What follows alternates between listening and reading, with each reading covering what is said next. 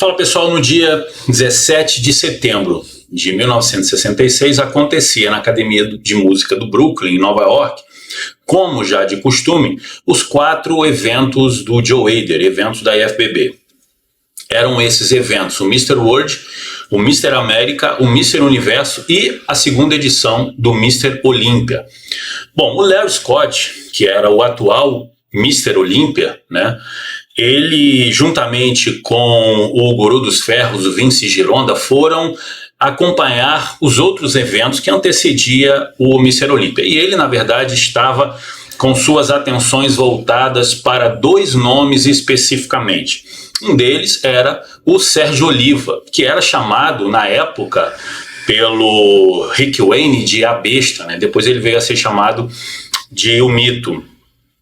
O Sérgio Oliva, que vinha antes competindo nos eventos da União Atlética Amadora, não tinha sucesso no Mr. América da União Atlética Amadora por conta daquela questão racial, e o Joe Hader, muito aconselhado até mesmo pelo Larry Scott, traz o Sérgio Oliva para competir pela IFBB. E foi um acerto, né? Porque ele venceu o Mr. World naquela noite e depois se tornou Mr. Olímpia por 3 anos subsequentes. Bom, o outro nome era o Chet Horton, né, o mais conhecido como Mr. Natural.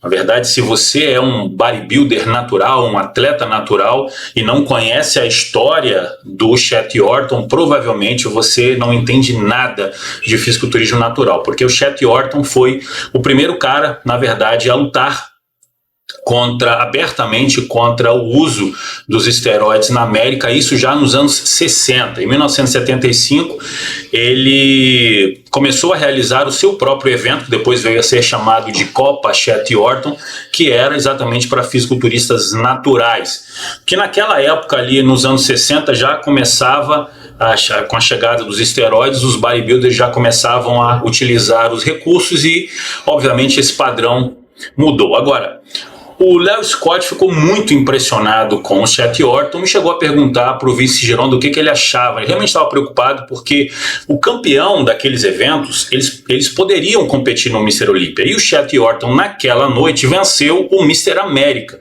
inclusive vencendo o Don Howard, que era um atleta do Vince Gironda, e o Frank Zane, que veio a se tornar 3 vezes Mr. Olímpia no futuro. Porém, o Chet Horton não competiu no Mr. Olímpia. E é exatamente esse o motivo desse vídeo. Por que que Chet Horton não competiu em 1966 no Mr. Olímpia?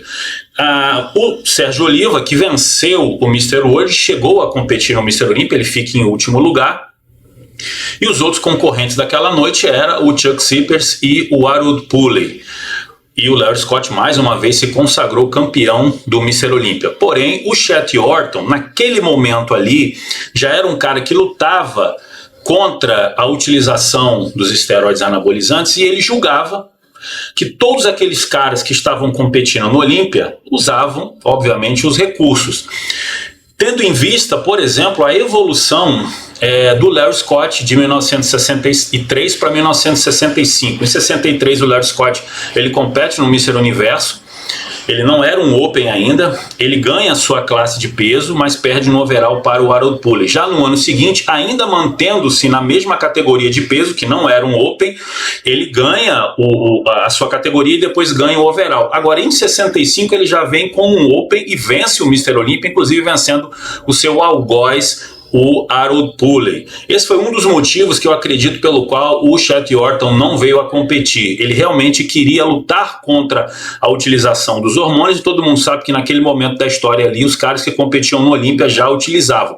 O outro motivo é que o Mr. Olímpia ele já pagava, ou seja, $1.000, o campeão do Olímpia ganhava $1.000 para competir no Olímpia. E aí, se o Chet Horton viesse a competir no Mr. Olímpia, naturalmente ele seria um profissional, então ele não poderia competir, por exemplo, num evento amador. E foi o que aconteceu ainda em 66, no dia 24 de setembro, quando ele compete no Mr. Universo da NABA e vence o estreante Arnold Schwarzenegger. Então, se o Chet Horton tivesse competido no dia 17 no Mr. Olímpia, provavelmente ele estaria fora daquele Mr. Universo, ou se ele tivesse competido no Mr. Universo, teria acontecido o mesmo que aconteceu, por exemplo, com Frank Columbu em 1970, quando ele compete pela IFBB no Mr. Universo, vence o Mr. Universo, depois compete pela União Atlética Amadora no Mr. World, vence o Mr. World e aí vai competir como amador no Mr. Universo da NABA. E aí, todo mundo sabe que ele foi garfado e perdeu pro